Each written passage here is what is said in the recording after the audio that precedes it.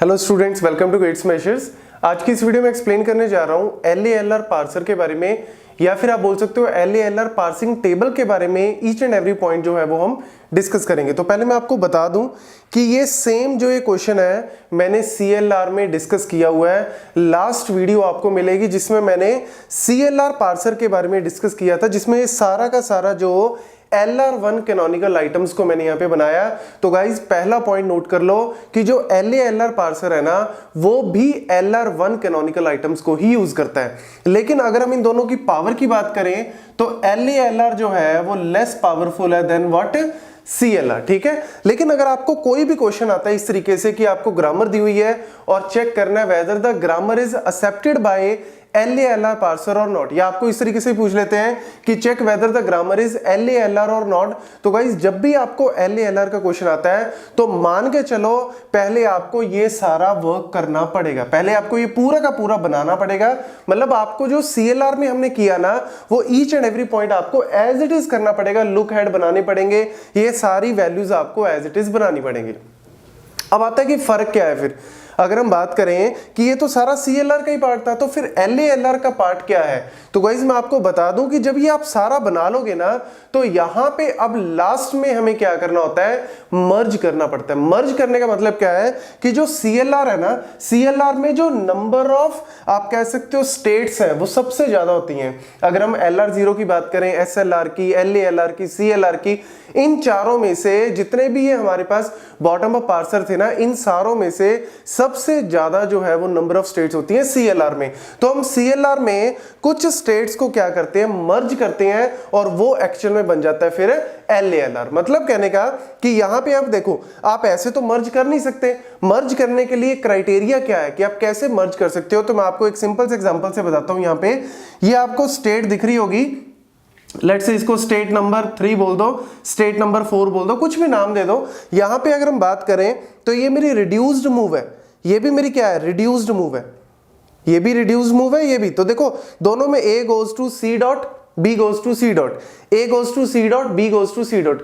फर्क क्या है, फर्क है लुक हेड का। यहां पे D और E लुक हेड है, यहां पे E और D लुक हेड है। तो जब भी आपको इस तरीके की स्टेट मिले तो आप उनको मर्ज करके एक स्टेट में कन्वर्ट कर सकते हो। किसमें, LALR में। CLR में तो हम सबको अलग अलग लिखते हैं, और जो भी मेरी रिड्यूस्ड मूव्स है वो हमने डिस्कस किया था कि सारे रिड्यूस्ड मूव हम लुक हेड में लिखते हैं। सारी कहां पे लिखते हैं, लुक हेड में। लेकिन जब हम इसको LALR में कन्वर्ट करेंगे ना तो हम इसको, और दूसरा मेरा आ गया ये वाली, इन दोनों को मर्ज करके एक में लिखेंगे। लेकिन प्रॉब्लम क्या है, अगर हम इनको मर्ज करके एक में ही एक स्टेट बनाना चाहें तो क्या आप बना सकते हो, नहीं। प्रॉब्लम क्या आएगी, यहां पे देखो जब हम इसका पार्सिंग टेबल बनाएंगे ना, पूरा बनाने की जरूरत नहीं है, आपको एक बेसिक्स आइडिया यहीं से मिल जाएगा। जो मेरे यहाँ पे टर्मिनल कौन से हैं, एक तो E है और एक D है। तो देखो ये वाली जो हमारे पास प्रोडक्शन थी A गोज टू C, ये हमारे पास है प्रोडक्शन नंबर 5।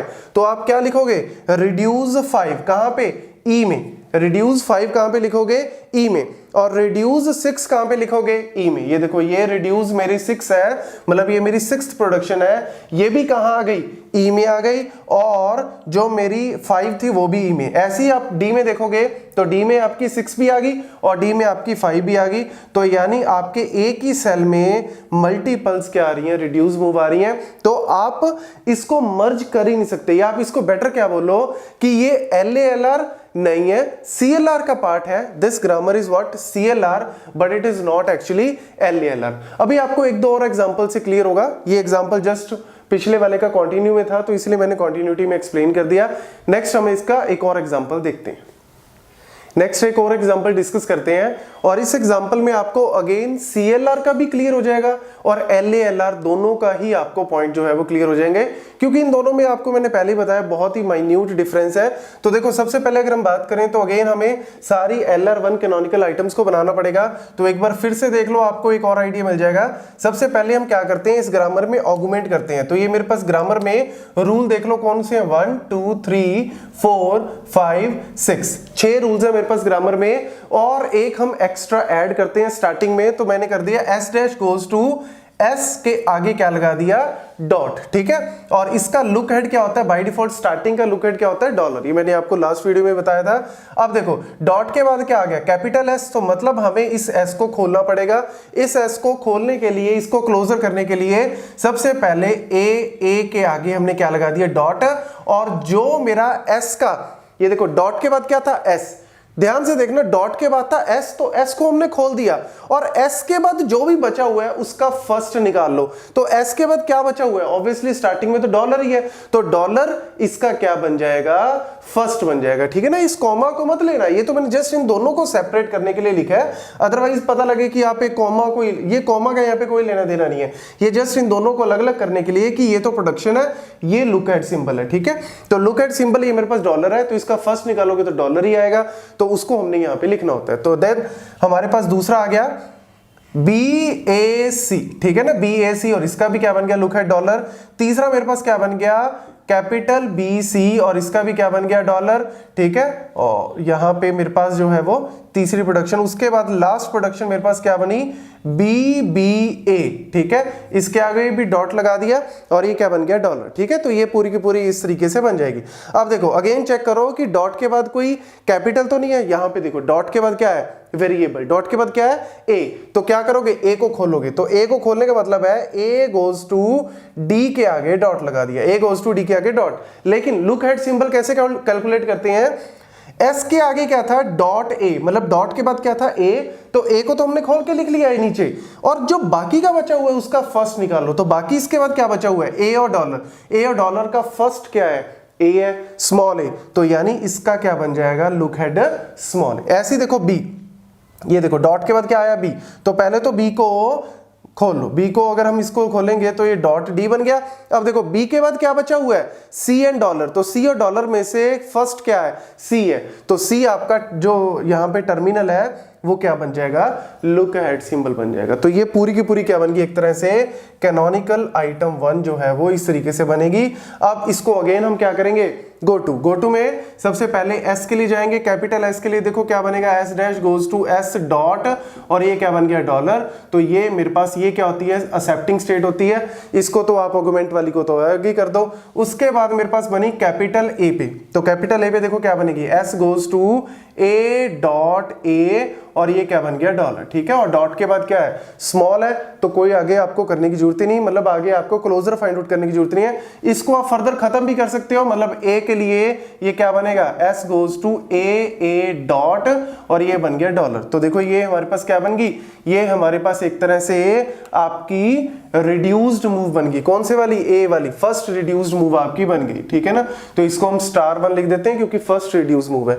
ऐसी अगर हम बात करें यहाँ पे बी के लिए, कैपिटल बी के लिए, उससे पहले हम स्मॉल बी के लिए भी लिख देते हैं, लेकिन कैपिटल बी के लिए मैं इसलिए लिख रहा हूं क्योंकि वो भी मेरे पास जो है वो यहाँ पे खत्म हो जाएगी, S goes to B dot small C, और ये डॉलर बन गया, ठीक है। ये मेरी नेक्स्ट स्टेट बन गई। और ये स्मॉल सी के लिए क्या बनेगा, ये स्मॉल सी के लिए S goes to B C dot C. देखो गाइस, सी यहाँ पे जो है ना वो टर्मिनल है, स्मॉल है, ठीक है ना। मे बी आपको थोड़ा लिखने में शायद लगे, लेकिन बाय डिफॉल्ट मान के चलो कि सी जो है वो हमारा पास क्या है, स्मॉल टर्मिनल है, ठीक है। तो ये मेरे पास जो है वो नेक्स्ट रिड्यूस मूव बन गई। कौन से वाली, बीसी वाली कौन सी थी, ये वाली रिड्यूस मूव 3 बन गई, तो इसको मैं *3 मार्क कर देता हूं, ठीक है।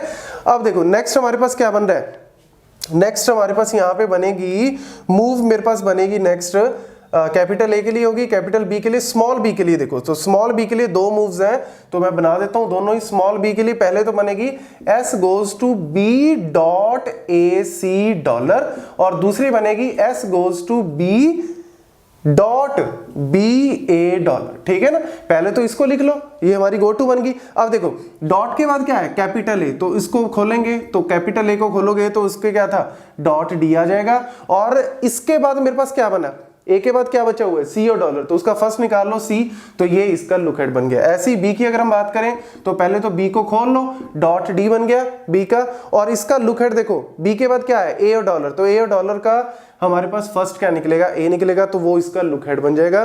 तो ये मेरे पास स्टेट जो है वो इस तरीके से आ जाएंगे, ठीक है। तो ये मेरे पास जो है वो बी के लिए मूव बन गई।